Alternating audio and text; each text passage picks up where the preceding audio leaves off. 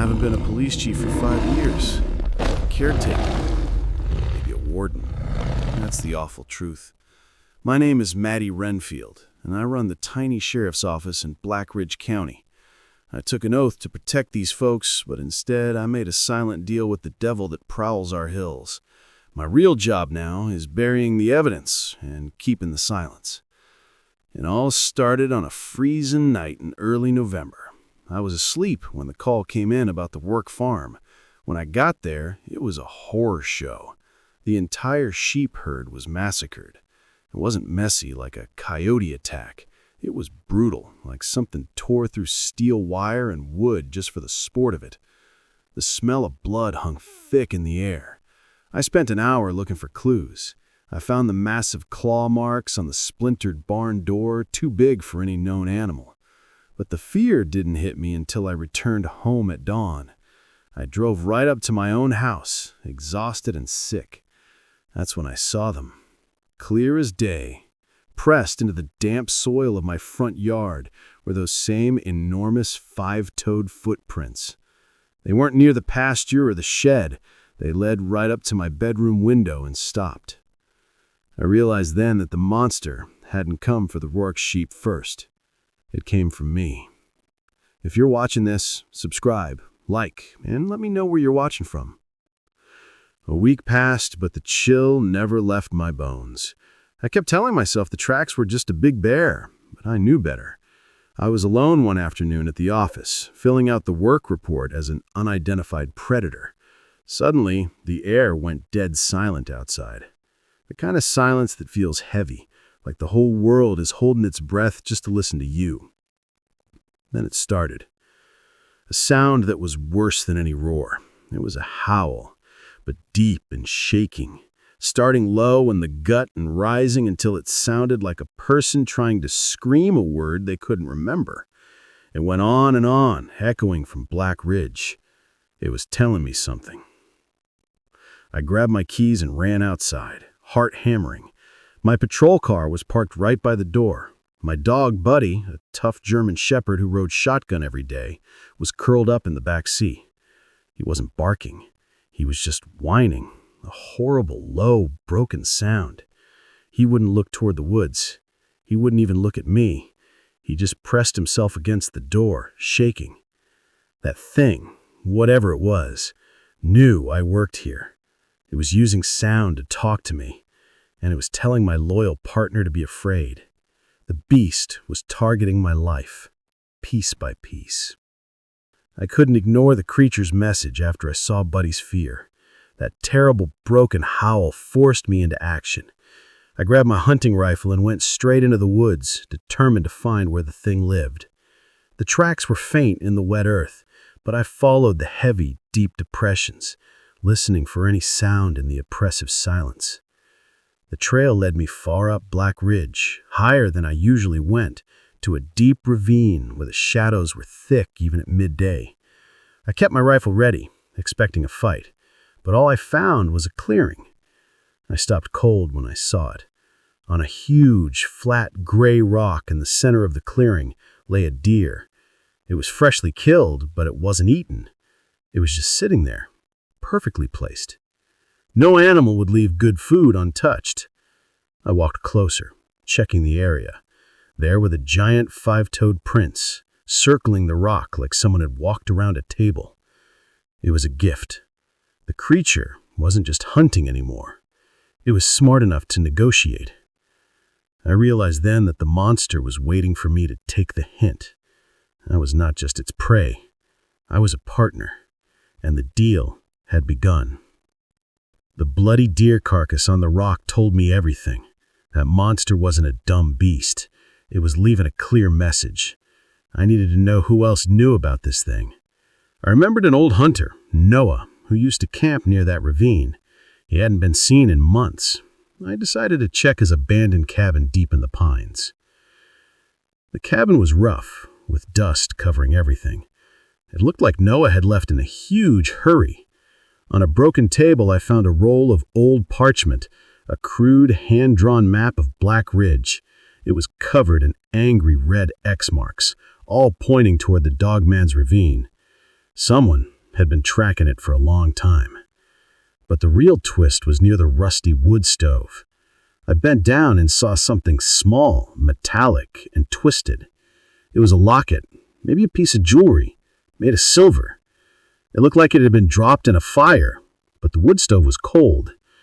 It was warped and strangely pitted, like some terrible heat had hit it recently. The metal was too weak to be to silver jewelry. It was the proof I didn't want. This thing was supernatural, and Noah hadn't vanished. He ran because he knew the truth, and now I held his last piece of evidence. The silver locket in my pocket felt heavy and cold. The Dogman wasn't just a monster, it was a curse. Noah had known, and he had fled. I knew I couldn't run, not with my daughter Sophie here. That night, I decided to face the thing and end it, one way or another. I drove my cruiser out to the old lumber yard. It was quiet, dark, and filled with tall stacks of wood, a perfect hunting ground. I sat there for an hour until I heard the snap of a branch. Then, the immense shape stepped out of the shadows. It was taller than my truck, hunched, with that thick, uneven fur. It moved like a nightmare. I threw the door open and raised my shotgun and screamed at it to stop. The creature let out a low growl, but it froze. We stared at each other for a long moment, the shotgun pointed right at its broad chest. Then, the Dogman did something impossible. It dropped its head slightly and slowly raised one massive clawed hand. It didn't point at me. It pointed directly back down the road toward the lights of my house. The message was clear. Drop the gun, or your family pays the price. My hand started shaking, and I lowered the weapon. I had just accepted the deal. The moment I dropped my shotgun, I became a criminal. My only job was to keep the deal a secret. That was tested immediately when Deputy Miller walked in my office. He was pale and nervous, holding a plastic bag containing a photograph. It was a picture of a fresh track, massive, 5-toed, and too long for a bear. The Dogman was active again, closer to town this time. Miller, I found this near the old creek bed. It's what hit the Rourke farm, Miller whispered. His eyes were wide. He was looking for a hero, but he found a liar instead. I took the photo, looked at the undeniable evidence, and tore it in half. It's a hoax, Miller, I said, my voice cold and flat. Someone's messing with us. We closed this report as a big black bear sighting. They wander down from the ridge this time of year. Miller looked sick, but he knew I wasn't asking. He was confused, but he had to obey the chief. He walked out, leaving me alone with my shame. I had just broken my oath and committed my first act of betrayal against the town. The guilt felt like cold metal pressing on my chest, but when I thought of Sophie, I knew I would do it again. I had sacrificed my honesty to keep the promise of the Pact. The deal was supposed to be simple. The monster stayed away from my family, and I kept it secret. But the Dogman was more complex than I knew.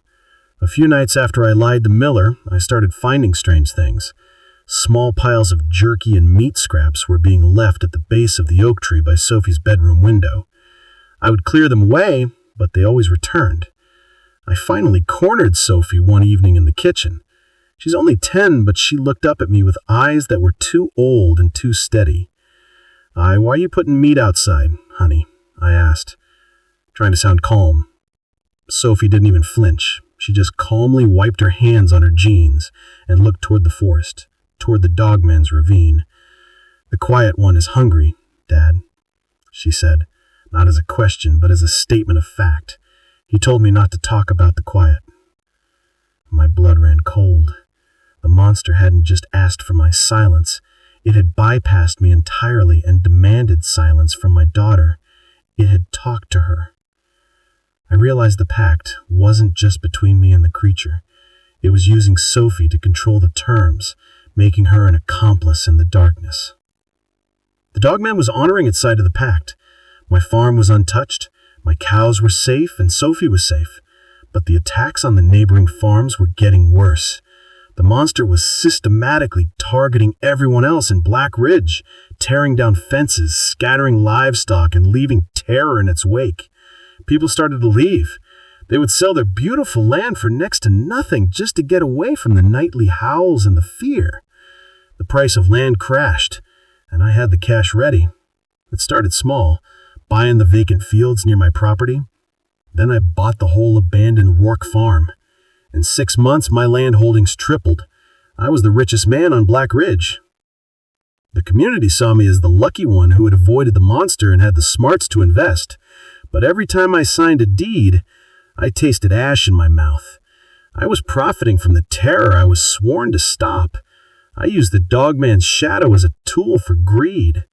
I was a handler, getting rich by sacrificing the peace of my own town. And the guilt became heavier than any bulletproof vest. Most of the small farms were gone, sold off to me or big city investors. Only one old man, Mr. Tate, refused to leave. Tate was stubborn, a veteran, and he knew something was wrong. I drove out to check on him, trying to convince him to sell before the Dogman came for him. When I stepped into his yard, the air was wrong. It was thick with the smell of wood smoke and a strong, sharp, metallic odor, like old copper and sulfur. Tate met me on the porch, his eyes red and his face gray with exhaustion. He was shaking, clutching a heavy, ancient shotgun. He let me in, and I saw his kitchen was a fortress. Every window was crisscrossed with wire and heavy blankets. On the table, he had a pile of bullets. Not lead, but small, silver-colored slugs that he had melted and recast himself. The smell was coming from them. He was prepared for a specific kind of fight. "It was here, Maddie," Tate whispered, not looking at me. "It was outside, last night. I didn't fire, but it stood right there, watching." I felt the air grow cold on my neck. I realized I could still smell the metallic odor of the Dogman, and it was mixing with the silver on the table. The Dogman was near, testing the man who had the means to end the Pact.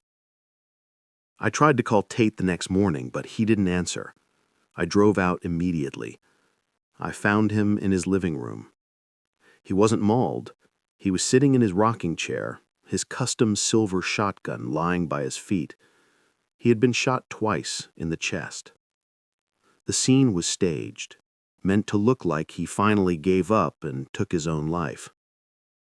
I called the coroner, logged it as a clear suicide, and started cleaning up. I knew Tate wouldn't have quit. His entire house was a battlefield he was ready to fight. As I packaged the rifle as evidence, something caught my eye on the wooden stock near the trigger.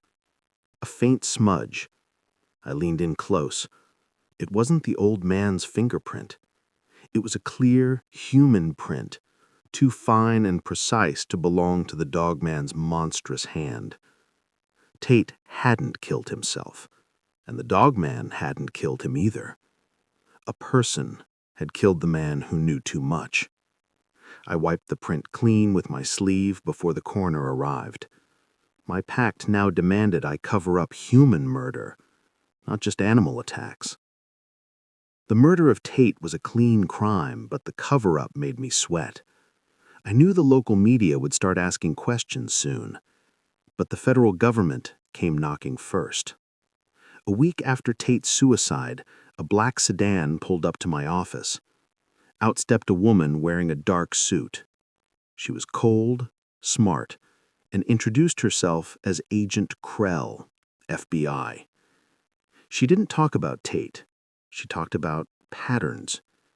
She showed me a thick file filled with reports from 4 different states, livestock kills, missing hikers, and vague descriptions of a tall, bipedal predator. She called them unusual predator attacks. I acted surprised, but my hands were shaking under my desk. Krell said the attacks in Black Ridge County, the ones I labeled as big black bears, matched a cross-state pattern of Dogman sightings. She revealed that her unit was not just looking for a crazy animal. They were looking for one specific thing.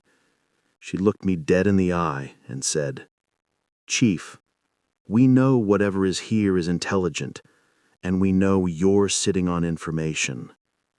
My heart sank. My secret was now a federal investigation. Agent Krell was not stupid. She knew I was lying, and she was ready to prove it. She sat in my office the next morning, drinking black coffee. She pulled out a small tablet and slid it across the desk. The screen showed a grainy, heat-sensing image taken on a night a month ago. It was a picture of my own house. The thermal camera clearly picked up the outline of my daughter Sophie's bedroom window, but that wasn't the scary part. Standing in the darkness of my front yard, radiating immense heat, was the Black Ridge Dogman. It was huge, hunched, and clearly looking right at the camera. "We picked this up from a private surveillance satellite, Chief," Krell said, her voice dropping. "We know what you call bears are 7-foot-tall anomalies that walk on 2 legs. We also know this specific anomaly spends a lot of time watching your property. Can you explain that?" I couldn't speak. I just stared at the proof. The FBI knew everything, down to the exact spot where the creature performed its nightly watch. I was exposed. She didn't just know about the Pact. She knew the Pact was centered on me. The pressure from Agent Krell was terrible, but the real fear came from inside my own home. After seeing the thermal image, I knew the Dogman was always watching Sophie. I started checking her room late every night. A few nights later, I found her standing by her window. Her eyes were open, but she was fast asleep, sleepwalking. She was whispering, her small voice thin and high. I rushed to her, gently pulling her away from the glass. As I held her, she suddenly woke up and screamed, a primal sound that tore through the quiet night. She wasn't screaming at me. She was screaming through me. Her voice was too deep, too guttural for a 10-year-old. She pushed me away and pointed toward the ridgeline. "They're coming for the quiet one," she shrieked. Then she collapsed, trembling. I carried her back to bed. The next morning, she remembered nothing. But I did. The Dogman was using Sophie's subconscious, her sleepwalking, to send me warnings. The monster wasn't just demanding silence, it was actively using my daughter as a broken telephone to talk about the coming hunt. I tried to ignore Sophie's terrifying warning about the quiet one, but Agent Krell didn't make it easy. She was staking out my nightly patrols. She was waiting for me to make my tribute run or meet the Dogman. I knew I couldn't risk her seeing the creature and confirming my lies. One night, as I drove a fresh deer carcass toward the ravine, I saw Krell's unmarked SUV tracking me from behind. I pulled over and waited, ready to stop her. But before I could, the forest erupted. The massive silhouette of the Dogman burst from the tree line not at me, but at Krell's vehicle. It let out a deafening roar and violently slammed its body against the SUV. It ripped the roof rack clean off and smashed the headlights. Then, just as fast as it appeared, it vanished back into the woods. Krell stumbled out of the wrecked car, shaken but unharmed. The Dogman had bypassed me entirely to protect me. The creature saw me as its property, and I had lost all control. I decided I had to end the Pact, even if it meant risking Sophie. I drove out to the old lumberyard again, but this time I didn't bring a gift. I brought a high-powered tranquilizer gun, hoping to put the beast down long enough to transport it away. I sat there for hours, waiting for the massive shape to appear, but the Dogman never showed. The forest was silent, mocking me.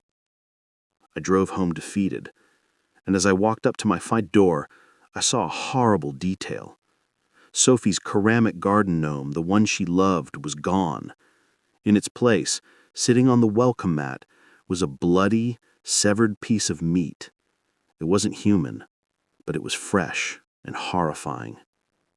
Tucked underneath it was a small piece of fabric, a shred of the shirt I wore when I first met Krell. The creature knew my attempt at betrayal, and its punishment was a cold, calculated message delivered right to my doorstep. I was shaken after the creature punished my betrayal by leaving a bloody piece of meat on my welcome mat. I needed answers, not just fear.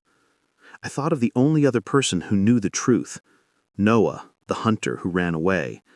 I knew he had an old friend, a recluse named Old Man Hemlock, who lived far up the North Ridge. I drove out to Hemlock's cabin, ready to demand the truth. But when I got there, I didn't find the old man. I found a note tacked to his door with a hunting knife. The message was handwritten using coded language and strange symbols, like an old diary. I spent an hour cracking the code. Hemlock's message said the creature wasn't just hunting for food, it was preparing for a transition cycle. He warned that the Dogman was getting ready to do something immense, and the attacks would stop making sense. They would become much worse and more violent soon. Hemlock wrote that he couldn't stay to watch the darkness bloom. The creature's actions were not random madness. They were part of a terrible, escalating natural event. Hemlock's note claimed the Dogman was entering a transition cycle. That sounded awful. I went inside his abandoned cabin looking for clues to explain what that meant. The small space was wrecked. Drawers were pulled out, and books were torn apart, but not by claws. It looked like a desperate man had done it. I found a hidden box under the floorboards. Inside was a small, crudely drawn picture. It showed the Black Ridge Dogman, but beside it was another creature. This one was leaner, more graceful, and covered in silver-white fur. Beneath the drawing, Hemlock had written one word: mate. I dropped the box. A transition cycle meant the monster was securing its territory. It wasn't just trying to survive, it was getting ready to create a family. A second Dogman would mean the town would be absolutely doomed. My pact to keep one quiet would quickly become a pact to keep two secret. The Dogman was not alone. It was building a nest in my town, and I was helping it. The thought of two Dogmen terrorizing Black Ridge made me sick. I went home, shaken, and found Sophie sitting on the porch. She was quiet and looked peaceful, which was almost worse than her screaming. She walked up to me, her eyes full of something that wasn't fear, but deep sadness. "Daddy, the quiet one is hurt," she whispered, her small voice pleading. "He needs help." I tried to comfort her, but she pulled up the sleeve of her shirt. On her forearm was a scar. It was deep and clearly infected, almost like a brand. It wasn't a scratch. It was a perfect, deep crescent shape. "He gave it to me," she said, her voice dropping. "He said he had to cut the badness out of me so I could help him better." I knew instantly she was lying. The scar was the same shape as the Dogman's largest claw. The creature hadn't accidentally hurt her. It had ritualistically marked her. Sophie wasn't just an accomplice anymore. She was a willing host, and the monster had sealed their terrible bond. The original offering rock was still there, but the clearing was completely different. The Dogman had been busy. The single rock was now surrounded by dozens of large flat stones, arranged in a perfect wide circle. Each stone was covered with deep, fresh scratches. I crouched down, running my finger over the marks. They weren't random lines. They were complex, repeating symbols that seemed to writhe in the weak moonlight. It felt like an ancient religious site. The creature wasn't planning a hunt. It was preparing a ceremony, a dark ritual for its mate. This wasn't just a cryptid. It was an intelligent, organized power. The terror wasn't just local anymore. It was tied to something vast and horrifying, that was about to be born. The silence was shattered by the sound of boots and breaking branches. Agent Krell burst into the clearing. She was wearing military gear, and her face was set hard. She had found me by tracking my cruiser's radio signal. She wasn't alone, though. Behind her were 6 men, all in black tactical gear, with expensive rifles and night vision. They weren't FBI or state police. They were private security, highly paid contractors. Krell pointed at the ritual stones and smiled coldly. "I told you we were looking for intelligence, Chief. Now we're going to put it down." She revealed that she was working for a secret organization dedicated to hunting and destroying cryptids. I was trapped between the intelligent monster I betrayed and the ruthless private army that was about to start a war in my own town. I stood frozen between Agent Krell's armed contractors and the Dogman's ritual site. A sudden terrible howl tore through the air. The monster burst from the trees. It was limping and bleeding badly from a fresh wound, likely from an earlier skirmish with Krell's team. It was desperate and weak. It didn't attack. Instead, it ran right past me and collapsed on my porch, right by the front door. It let out a weak, guttural cry, then pushed itself up with immense effort. It pointed a massive, shaking claw not at me, but toward the distant lights of Krell's approaching team. Then it pointed to my service shotgun, leaning against the cruiser. The message was clear. If I wanted the Pact to hold, I had to fight for it. I was no longer just the caretaker. I was the soldier. Krell's men rounded the corner, their rifles ready. I had less than a second to choose between my badge and my family's survival. The monster was demanding I actively betray the law. I didn't think. I moved. I grabbed my service shotgun and aimed not at the bleeding creature on my porch, but at Agent Krell's approaching team. I fired 2 warning shots into the air, screaming for them to stop.